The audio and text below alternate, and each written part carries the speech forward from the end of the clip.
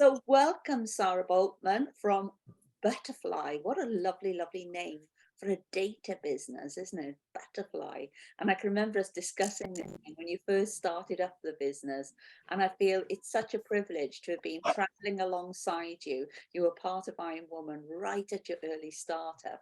And then to meet you almost 10 years later, and you've gone PLC. Now that's super posh, yeah. That's something we could all learn from. So I'm sure we're all interested in your journey and your story, as well as your top tips. So we're going to give you a virtual welcome. Welcome, Sara Boltman, data Thank you. scientist. Take to the floor. Over to you, Sara. It's great to be here. So yes, I set up my company in 2003, so 19 years ago now.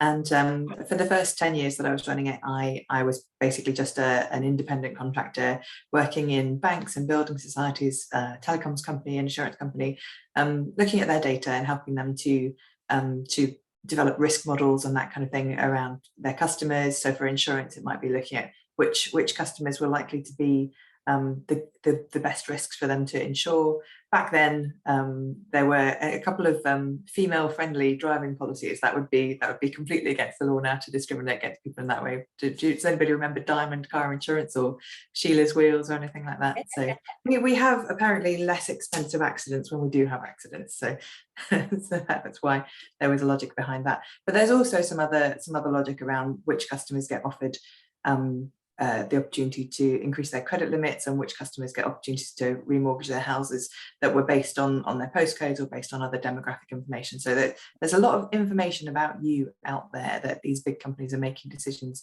about you based on your personal data.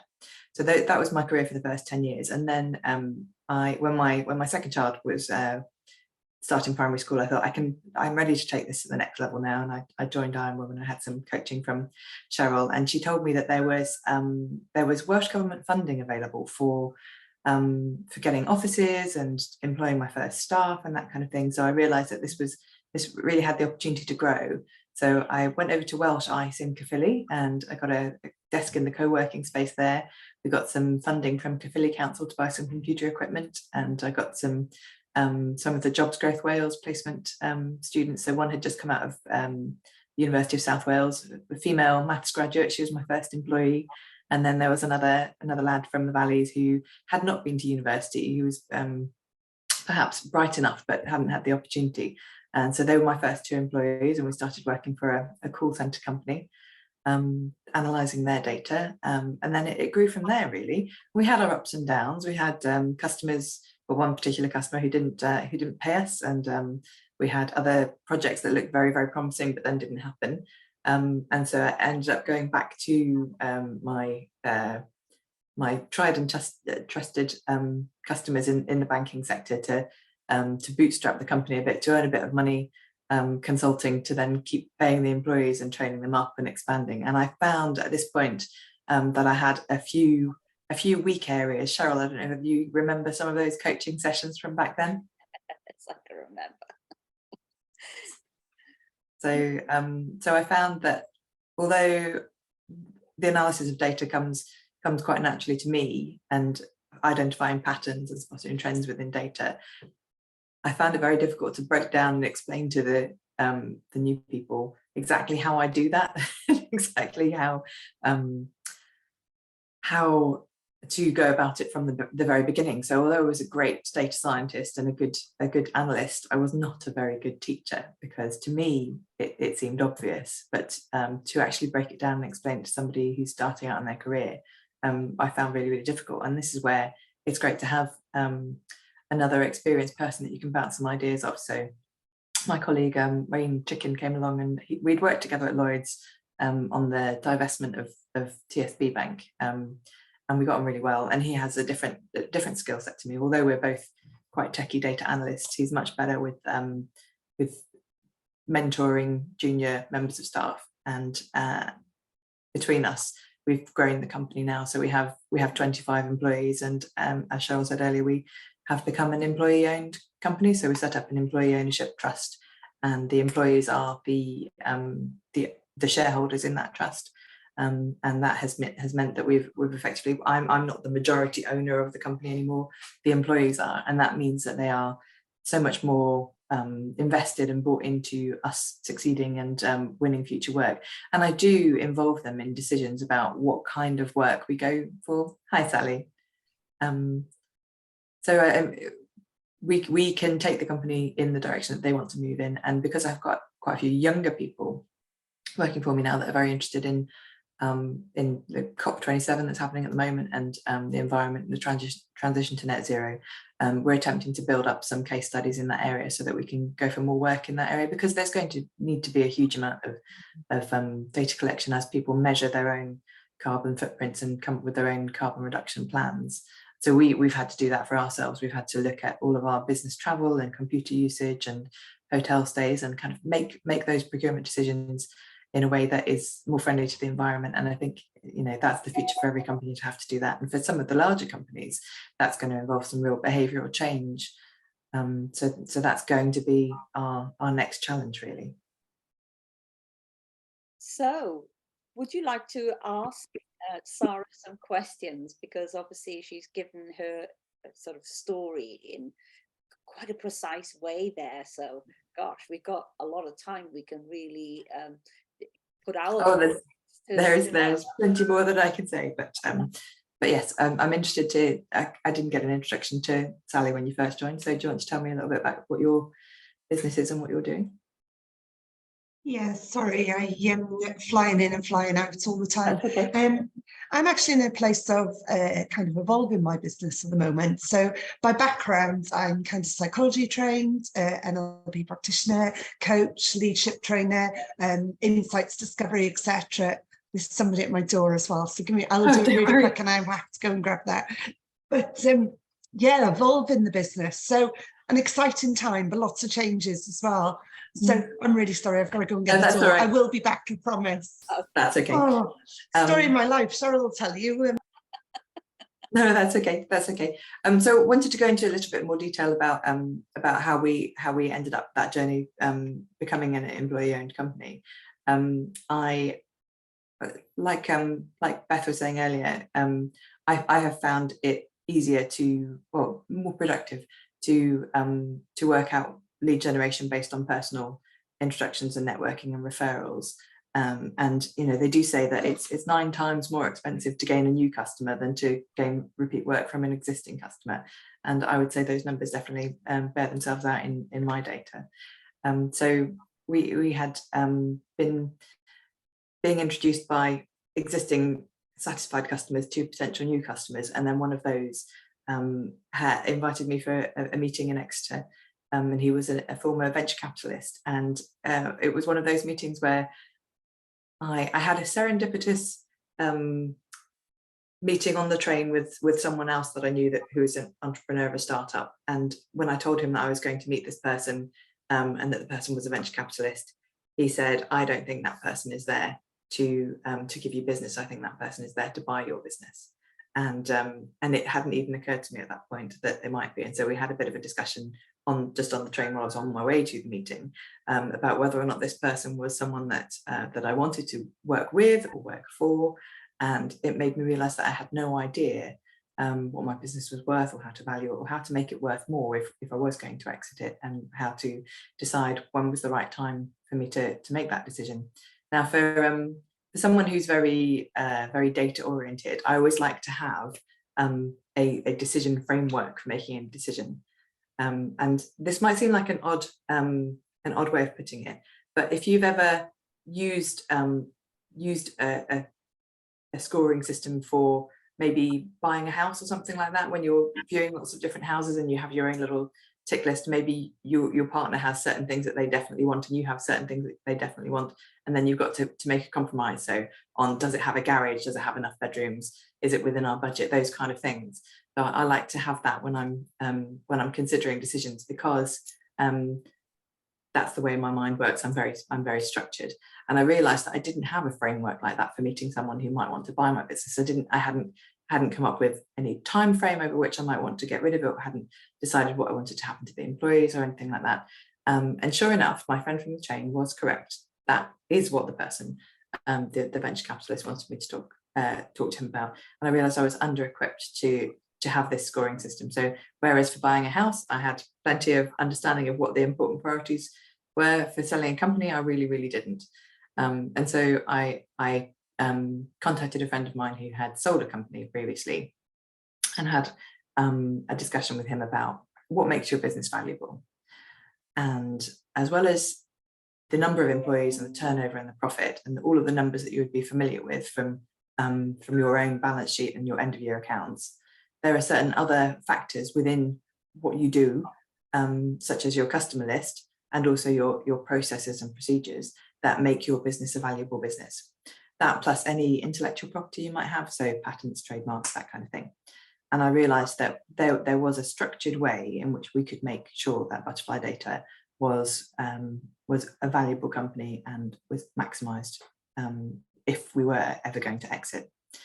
So the first step that we put in place was to have a formal customer relationship management system. Before then, rather like you, Louise, I had everything on paper, even for a data company. I had lots and lots of emails, and when I looked through the system, we tried a few. We tried Zoho CRM, we tried HubSpot, and I would advise all of you, it is worth getting the free version of HubSpot and putting all of your customers into that. And if you ever wanted to talk it through with someone how you do that, then by all means get in touch, because we have been on quite a journey with that, because I have never wanted to be one of those spray and pray type email people that sends out hundreds and hundreds and hundreds of emails hoping that maybe 1% or 2% might respond. I do things in a much more targeted way, and having a proper customer relationship system that allows you to score potential leads and contacts will help you to do that, to establish, are they the kind of customer that has enough budget to buy my product? Is it the right time for them to be buying it? Do they have the right senior stakeholder buy-in from their own company to be willing to begin a proof of concept type project with us, where we would look through their data and try to build the model and try to predict for them which would be the correct decisions to make. So many times I talk to analysts, and they are dissatisfied with the tools that they're using, and they know that it could be better. But if they haven't already spoken to the necessary budget holder within their company, then there's no point in me having a meeting with them. And if they don't have at least a contact name in IT that's going to help us get all of this set up for them, then again, there's very little point in me having that first meeting with them. So there will be similar blockers within the businesses that you speak to and the people that you speak to that will qualify them or disqualify them as a potential customer. And then you can store that in your CRM. And for you, that it might just be a red, amber, green, or a good customer, a maybe customer. For me, being a data scientist, it's always going to be a number. It's going to be, this is a 10 out of 10 customer that I should definitely be wanting to follow up with on a monthly basis to ensure that I'm listening to what their need is, that I'm understanding what their requirement's going to be, and that I'm top of mind when they do come to making that buying decision. For other people, it might be less frequent. It might be, that I've touched base with them once a quarter. But having a system that enables you to diarise those meetings is really helpful. So going back to the potential buyer, I realised that we did have a couple of things sorted out. We did have the trademark, we did have all of the necessary Twitter handles and URLs and things like that registered, but we didn't really have very much of a unified process. And this was something that Wayne had been putting into place for when we bring on new people, so that when they deliver a service, when they do a data project for us, they all do it in the same way. So it doesn't always have to be me delivering the project, that if there is another lead data scientist and they have a Scrum Master and a junior data analyst working with them, they will get the same quality of outcome, the same Butterfly Data level of service as they would have got if I had been on the project myself. And having that all, the procedure guides and the processes defined for that makes us a more valuable company too. And having a strategy for one day building our own product, so transferring us from being from being able to effectively sell our time to being able to sell more of a product, that's something that's now on our roadmap. So if we do ever want to sell to one of those venture capital type people, then we will have that product in place. But it was in the course of going through these discussions and thinking about what do I really want. So I think, Yvonne, it was you that talked about life goals and that kind of thing. I realised that I didn't particularly want to be bought by Accenture or one of the other major acquirers. I didn't want to have to spend 2 years of my, or potentially 3 years of my life flying around and having sold my company, having to work for them and lead their business and grow their business. That there were all these things that they would want me to do that I could be doing for my own people, for my own company, for our own development and growth, and that it would be more aligned with my own values to make the employees the owners effectively, and that in creating jobs and in training up data scientists, what I really wanted to be able to do was share my passion for data and my understanding of how you can build a career in data, and share that with other people, particularly in the South Wales area, particularly for those people like my first couple of employees that may be coming from the Welsh Valleys and not aware that these amazing careers where they can work for banks and insurance companies, but from the comfort of their own home, that might be available to them. So we started out on that journey, and that's how the employee ownership came up. That's amazing. And what types of clients do you work with now, Sara?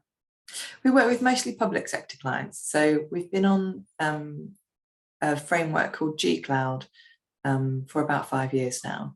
And there's another one called Digital Outcomes and Specialists. They're all run through Crown Commercial Services, and online they'll publish lists of projects that they want to be able to do. And there are a lot more now coming up in that kind of, so G Cloud has mostly been for cloud services and software, so not necessarily relevant for the people on this call, but for Digital Outcomes and Specialists, they do often want to do more user research and understanding of how people interact with systems. And so there's much more of a human computer interface requirement to understand the user journey, to understand what impacts people's behavior and why they make the decisions they make.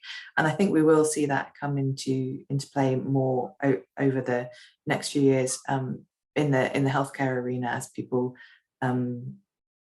expand the mental health provision that's there at the moment. That there are certain factors about the way government provides services to citizens that affect people's sense of agency and sense of control over their own lives. And so I think that could all be done in a better and potentially cheaper way by automating some of those services and making sure that where there is an expensive human involved, they're involved at the right point, and they allow the patient to choose the type of treatment that they are going to need that's going to benefit them.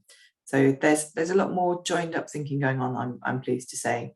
The other major customer for us is the Home Office. So they have a framework called the Accelerated Collaboration Environment that we've been on for a little while, and we get to do work for both police services and for the NHS through that framework. And we've been involved in analysing some unstructured data for the NHS. So you mentioned earlier patient notes, and that's one of the areas where I think there's a huge amount of intelligence and useful information that's effectively stranded, I would say, in unstructured patient notes, where doctors have either written it on paper and then someone has transcribed it for them, or they typed it into a computer system. And in order for that to be shared with researchers, then certain personal information needs to be redacted out of it so that they're not compromising the patient's privacy. But there's also a huge amount to be gained from understanding that, because it might be an offhand comment from the patient, that as well as having, I don't know, for example, it might be they might have had bleeding gums and problems with their gut, and then also low mood, and those things are all shown to be connected to each other now. But if the doctor's only made a note of low mood and not actually prescribed anything for it, or feels that the bleeding gums is a dental issue rather than a health issue, then that holistic picture of the patient doesn't get translated through and the pattern isn't spotted.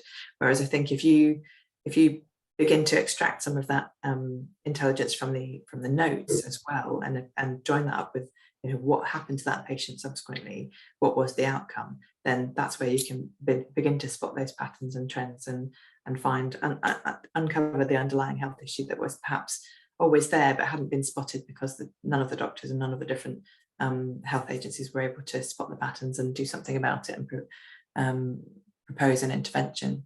The other thing that I think they're beginning to understand a bit more is the idea of doing not just randomized trials like you would do with drugs, where you give one set of patients drug A and a different set of patients either a placebo or drug B, but also allowing people to choose slightly more holistic routes of treatment. So one might have counselling, one might have cognitive behavioural therapy, and the third might have drugs, but you can measure the outcomes and see what was actually more effective. That's something that we've done in financial services for many years. So when I was at Lloyd's and we did a market study into credit card usage, I don't know if any of you have very large balances on your credit cards. What I'm about to say might well give you a heart attack, I'm afraid, but we tried two different letters out to people with large interest-bearing credit card balances, where they were only paying off the minimum amount. And to one set of customers, we sent a letter saying, if you continue to just pay the minimum payment every month, it will take you 18 years to pay off this balance.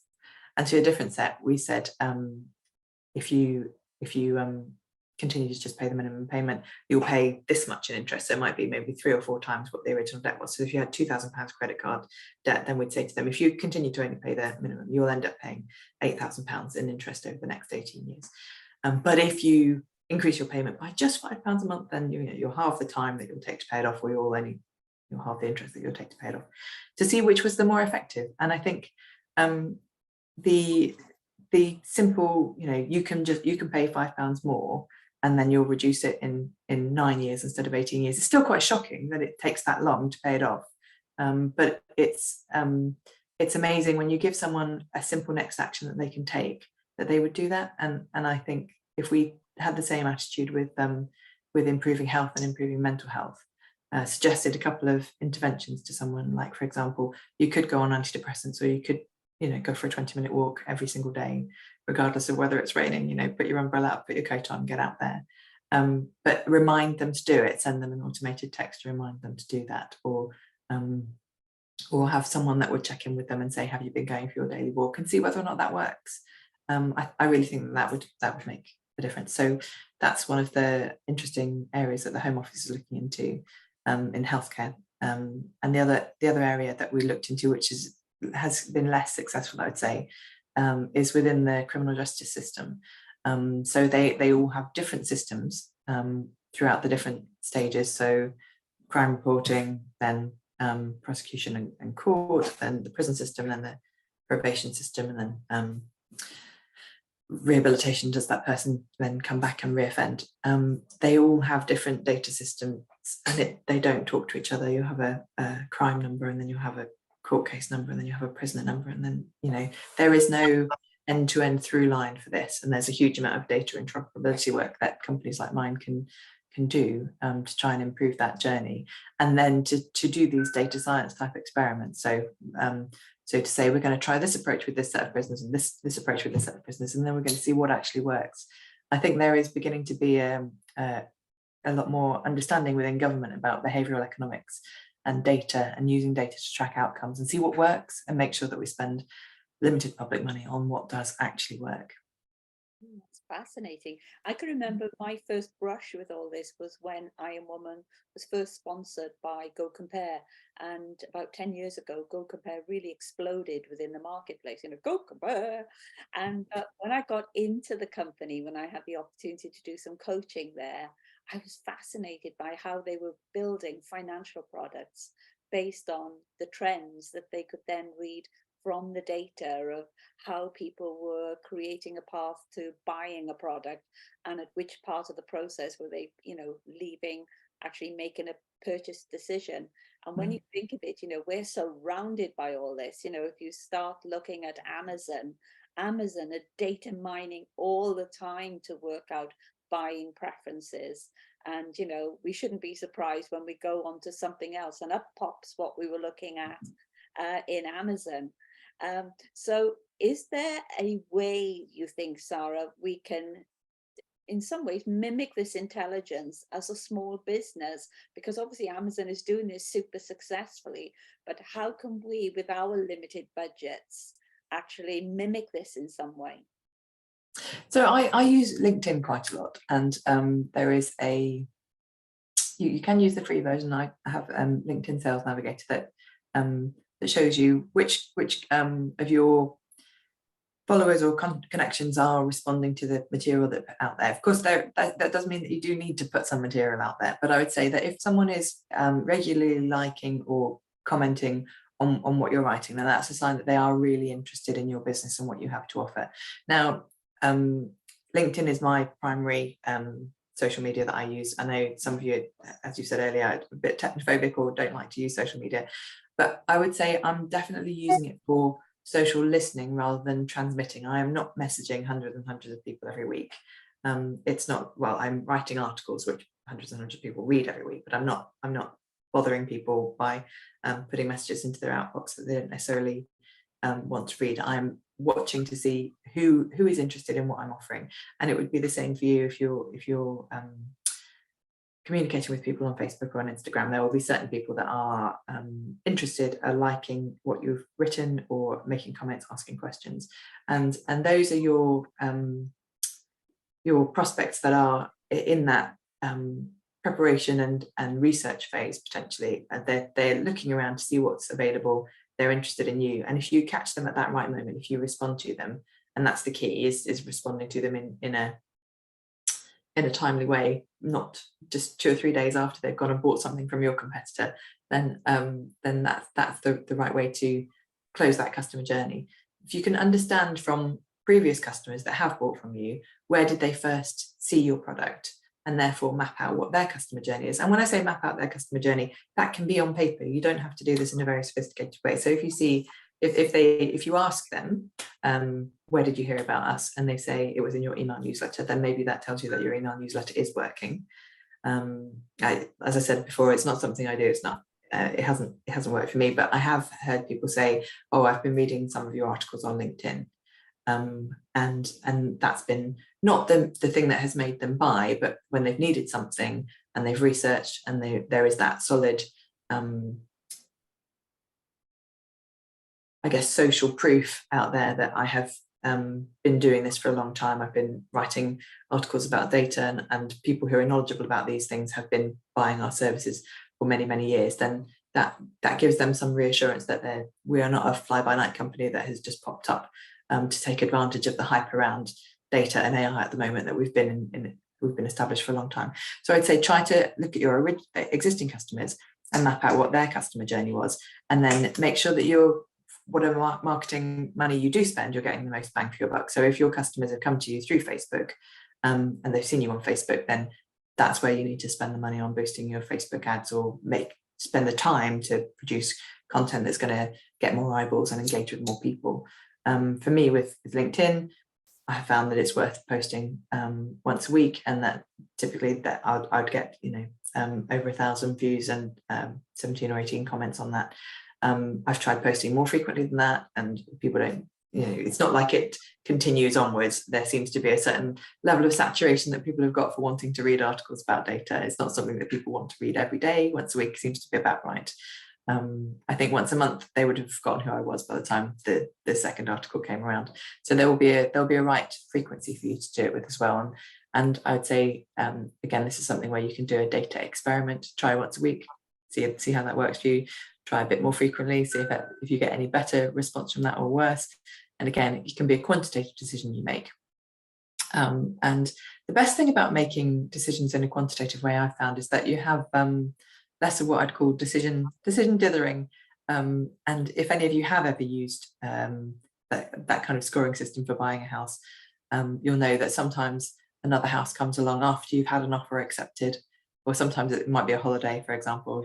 After you've booked a holiday, someone on the beach might email you and say, we have this holiday for you instead. And you kind of think that's a couple of days too late. I'd say if you know that you've made your decision based on your own personal values and score that you've given to it, then you can free up all of that mental energy about thinking, second guessing yourself and thinking about it again after the event. The decision is made, you know, the holiday is booked, the house is offered for, and free yourself from trying to make that decision all over again, because you've made it according to your own scoring system and values. My last question, then I'm going to open it up to everyone else, is that I'm not surprised, but probably our viewers might be surprised in that, as you said earlier, you're not somebody who does lots and lots of what I would call cold calling. Even though you're into data, you don't do this gathering lots of names, gathering lots of email addresses, and then going out and blasting people.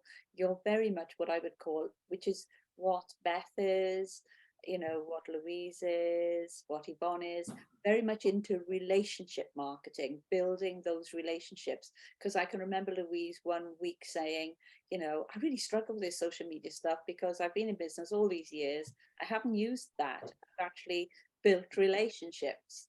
So I'd love you to comment on that, you know, the power of your relationship building, and then how that bears fruit within how you do business. It is really important. A lot of our work has come from repeat business and referrals. We've done some work for HMRC, and they're actually not allowed to put their name to any, you know, case studies and quotes and things like that, because it would be seen as an endorsement, and they're not permitted to do that. I've had many conversations with the comms department about whether or not I can have their logo in a presentation that I might do and that kind of thing, and it's just, or an article that I might write. And it's quite frowned upon. But one thing they are willing to do is to be introduced to a future customer. So when we were attempting to expand out to Canada, I did identify the right person at the Canadian Revenue Agency, and I introduced my British customer to his Canadian opposite number to say, you know, Butterfly have been great. They've really helped us get our data sorted out for making tax digital. And if you're embarking on a similar journey to the cloud, then I'd recommend that you use them or a company like them. So that has been helpful. But the other thing is with the LinkedIn articles, we produce statistics and infographics and occasionally interview type blogs. And I'm helping a small community benefit society in Wales called Carrymore, which means for the love of the sea. And they're going on this journey themselves with LinkedIn as well, about how to increase engagement. And I'd say reaching out to someone that you maybe haven't worked with for a couple of years, but has been a good customer of yours in the past, and asking them if they would be willing to be interviewed as part of a LinkedIn blog article, or to answer some statistics, you know, some rate this on a basis of, you know, 0 to 10 or something, because I'm producing an infographic. It can sometimes restart a conversation about a follow-on project that you might have thought, oh, because you haven't heard about it, it's not going to happen. So engaging with them and including them in something that's a bit more public facing can sometimes be a great way of getting effectively their social proof and them to endorse you. The next step up from that, if you have got that a good enough relationship with them and they've responded favourably to doing that, they've answered your survey or they've participated in an interview, the next thing would be to explicitly ask for a referral, to say, you know, we've done this work for you, I know you're happy with it, I know you're not allowed to necessarily or you don't want to publicly endorse us, but is there someone that you can introduce me to that you think would benefit from a similar proof of concept project or product or service, whatever it is that you're offering. So I think that's making sure that you're giving back and getting back in touch with them, to ask them how it's going, to ask them to genuinely listen to what the challenges are that they're facing at the moment, without it being sell all the time. Because I think we all receive lots of emails from people, don't we? I'm sure you do as well, where they're just talking about themselves the whole time. You know, our new product is doing this, we are launching there, we want you to come along to our event or come along to our webinar, and it's all kind of one-way traffic stuck on transmit. Whereas someone coming along and saying, I haven't heard from you for a while, how is that thing that we did for you a couple of years ago, how's that working out?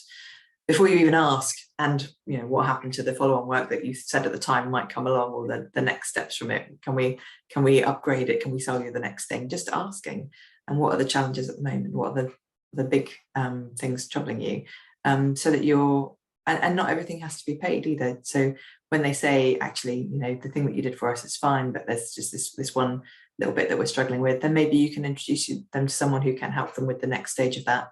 I think a little bit goes a long way when it comes to this, you know, paying it forward and doing someone a favor and introducing someone, not necessarily for a referral fee, a promise of additional work, but just to put people in touch with each other.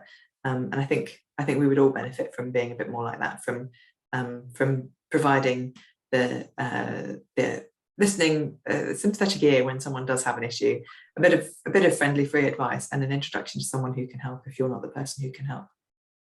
Fantastic. So I'm going to open up the floor now for you to field your questions to Sara. So I'm going to come to you first, Beth. What question would you like to ask Sara? Because your marketing seems to be quite similar, and probably you've got similar customers as well behind the scenes. So over to you, Beth. What would your question to Sara be? Oh, I think we do work in a very similar way. I don't do very much online because I've got my hands tied quite a lot by the marketing restrictions for my industry. So I'm very much dependent on going back to clients and saying, who else do you know that's in a similar position that I might be able to help? And also, I do what you've just said. It's a lot as well about, maybe I can't help, but I do know a will writer. I know somebody who would do your powers of attorney. I've got a useful accountant. I've got a useful solicitor. So I very much work in that sort of way. How do you make sure that if you're referring your clients to these other services, how do you make sure those other services are reputable, if you like? I would often ensure that that I knew them well enough to know that they do a decent job. I know what you mean. It can sometimes be you find someone and they appear to have all of the right credentials and website, but then you talk to someone that they've worked for and it turns out it was a bit scrappy.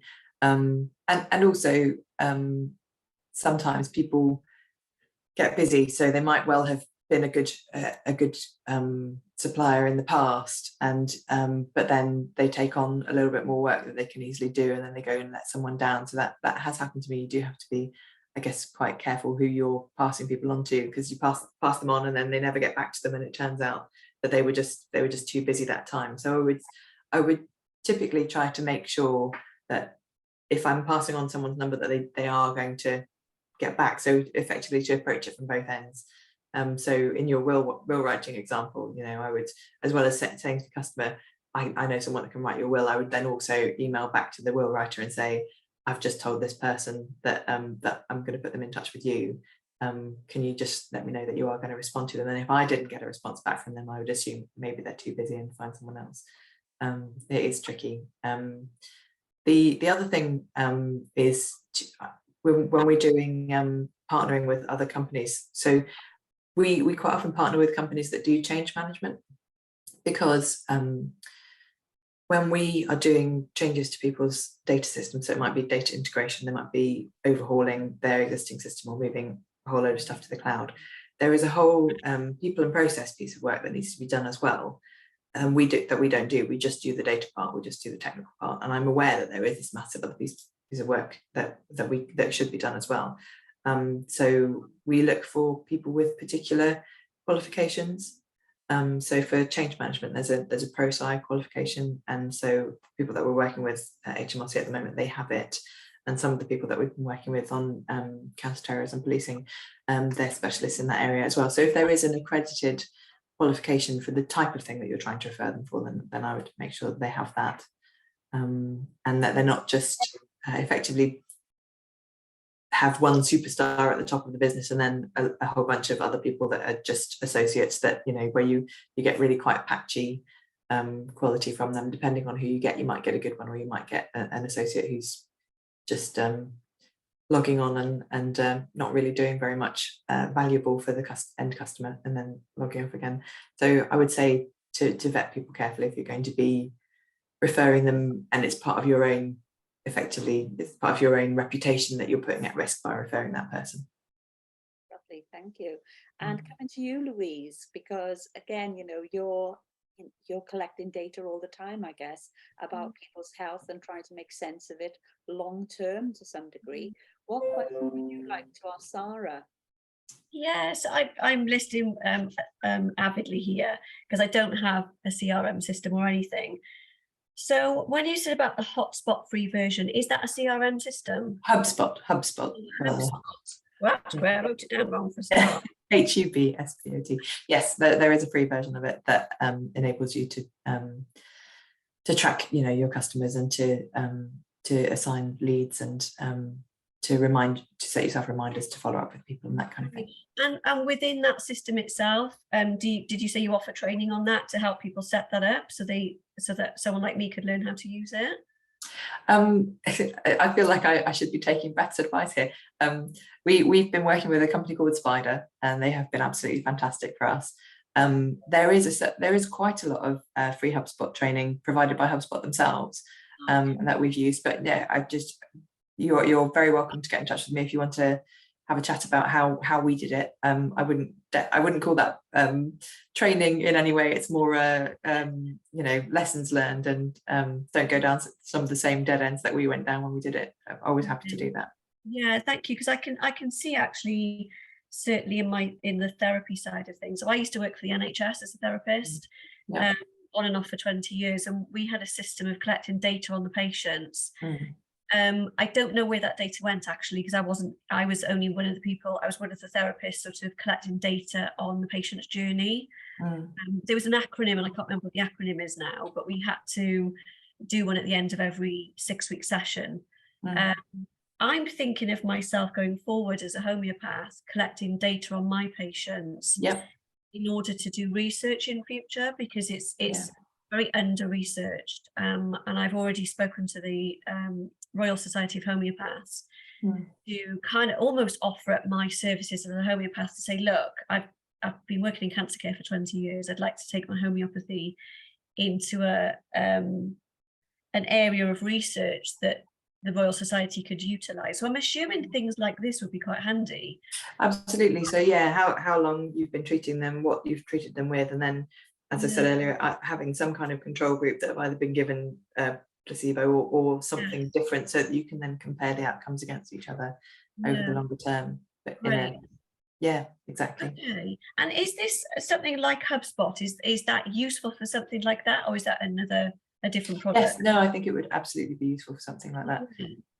Yeah, so you'd have 2 treatment groups effectively that would be on different courses, and I can assign customers ideally at random to each one. Of course, I can see from a research perspective for my future work where this could go out. And I like what you said about mapping the customer journey, because most of my customers are word of mouth or repeat business. But is it the same? Is there an 80-20 rule applying to that? You know, is it the same person? You know, that's your. I think some people are natural megaphones, aren't they? And if you give that, you know, person who is a natural megaphone the right information to send out to their network. Some people just they love talking about the experiences that they've had, and they'll refer multiple people back to you, and then others who you might think have had an equally good experience and have equally good social friendship groups that would be ideal candidates to be your customers. They just for some reason don't feel able to talk about that kind of thing, and so they never refer anyone to you. Yes, if you explicitly ask them to, they still might feel just a little bit embarrassed or nervous about doing it. But these people with the megaphone people that I talk about, sometimes if you're able to give them a useful piece of information, or an event that's coming up, or an article that you've written or something, then that just helps them to have something to say as well. Yes. Great reminders. I've written loads of really handy hints down, so thank you. And it's quite interesting, isn't it? Because we say our network is our net worth, but it's almost like as though we just hang this network like a cobweb in the corner, and we just forget about it. Don't go back to it. So I think that's some great advice. So coming to you then, Yvonne, have you got a question, or what is your question for Sara this morning? my question was one that Louise just asked about HubSpot, so you've answered mine. So perfect.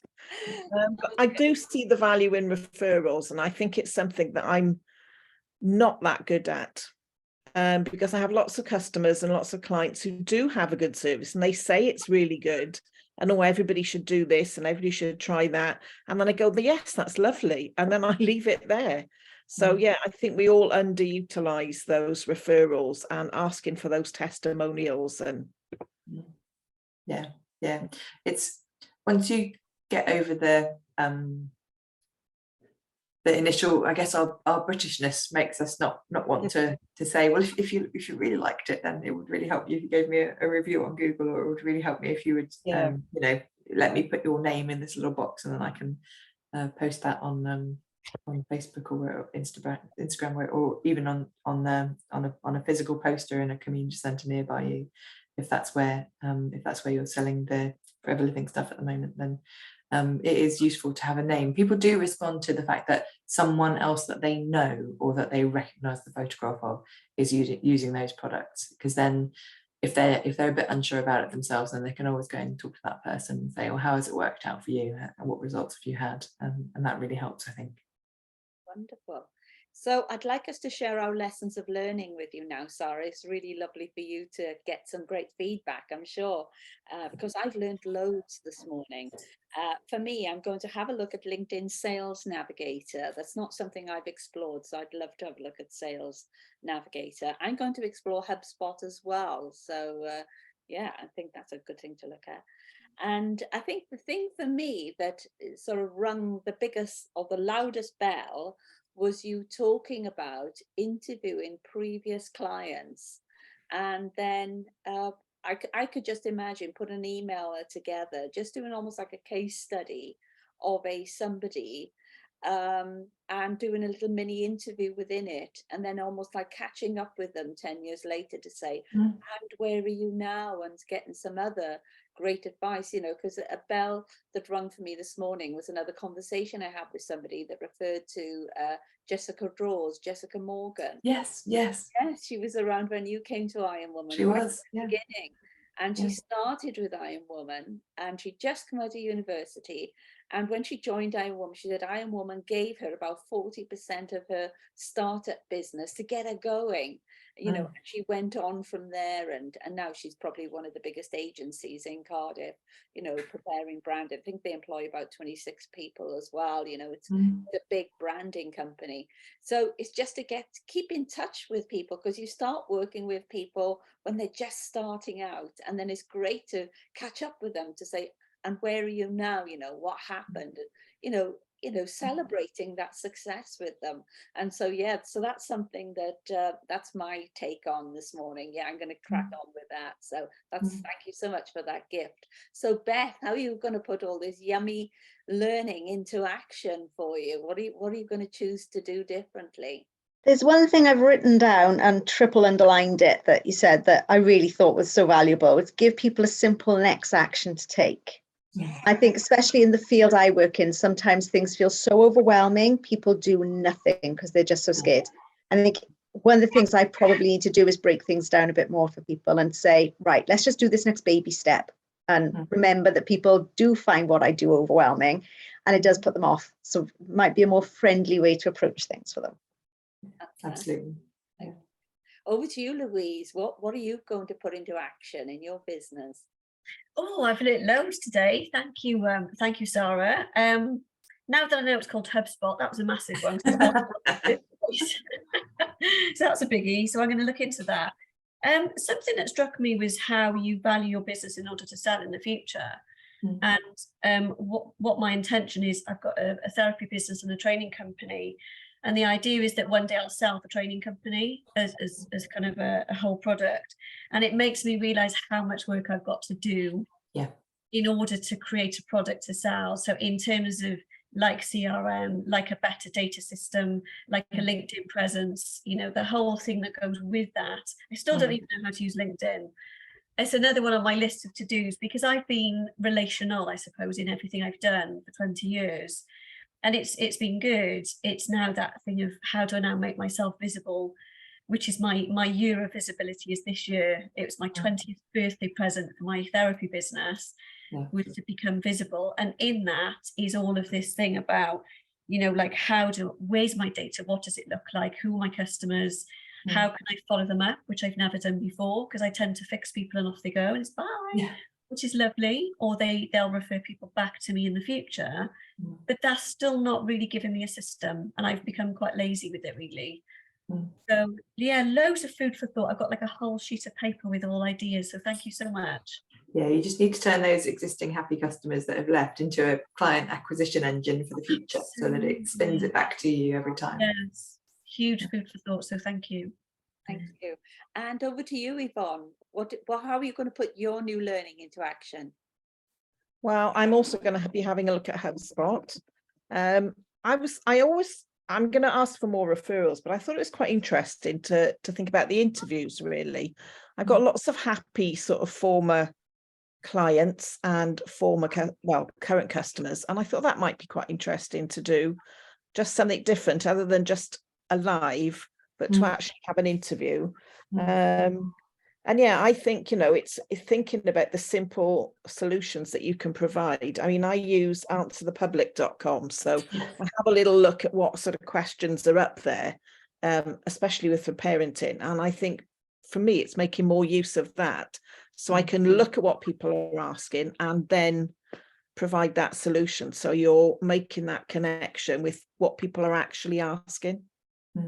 Absolutely, because they're asking the same few things that you know that people are asking. So around Halloween, I guess people are always asking, you know, is sugar really bad for my kids? Yes, it is. All those kind of things. And well, how much should I spend on Christmas presents and those kind of things that people really worry about, especially at the moment with the cost of living crisis going on. So yeah, there'll be lots of parents out there struggling. And if you can write an article that reminds them that actually spending time together and doing things, that can still be as valuable as a present that the kids unwrap, you know. That's what people are going to want to hear at this time of year, I would imagine. Well, thank you, Sara. Was there anything else you wanted to add, Sara, into any of your comments? There were two things, if I can remember them. You were talking about Sales Navigator. One of the things I found really helpful, just I'm not earning any commission from Sales Navigator from this, by the way, but you can follow people from their old job to their new job, so it alerts you when someone's moved. So for me, that's really helpful, because if, for example, they've moved to a company that is on my target list of customers I want to get, then that means I've got a ready-made advocate there in that company. So knowing that someone's moved jobs can be really, really helpful. And also it gives you a great excuse to get back in touch with them as well and say, congratulations on the new job. And then Louise, you said something about, oh no, it was you, Beth, the next best action with wills and that kind of thing. When we did our employee ownership trust, the guy who was advising us had a brilliant thing in his email that where he was just talking to us about what we needed to do paperwork wise and planning for what happens to the company if one of us passes away. And he said, you know, if you haven't got a will, stop reading this email right now. Go and do it. Don't read the rest of the email until you've made a will. And I do think, you know, obviously it's not something that you do, but it's one of the most important things for your clients. So if you're putting them first, then that advice, I think they value it. I certainly valued it from the employee ownership trust man, that, you know, he was willing to pause his own sales pitch to say, actually that other thing is more important. Go and do that for your own sake, for your kids' sake as well. You know, go and sort it out. And it's part of just showing customers that you're not just there to sell to them, you're caring about them, you know what they need to do to sort their lives out, and you're trying to help them take that next simple action to do that. Oh, wonderful. Well, can we give Sara a virtual round of applause for all this amazing learning? Thank you, Sara. Lots of people are waiting for this recording to go out. We're in half term, so I think we had a perfectly formed small audience this morning, and I've learned bags, and I'm sure our other members waiting for the interview to go out, we're going to learn loads too. So thank you very much. Sara, could you say what your contact details are so that people can then make contact with you if they would like to make contact with you after this interview? Yeah, sure. So the website is just butterflydata.co.uk, and so my email address is sara@butterflydata.co.uk, and you can find me on LinkedIn as well. I'm one of the only Sara Boltmans on there. Lovely. Thank you, Sara. Thank you so much. And we look forward to seeing you soon in one of our events. I'm sure you're going to be popping up every now and again. So thank you very much. Thank you, everyone. Thanks for having me. Bye-bye now. I'm going to switch off the record.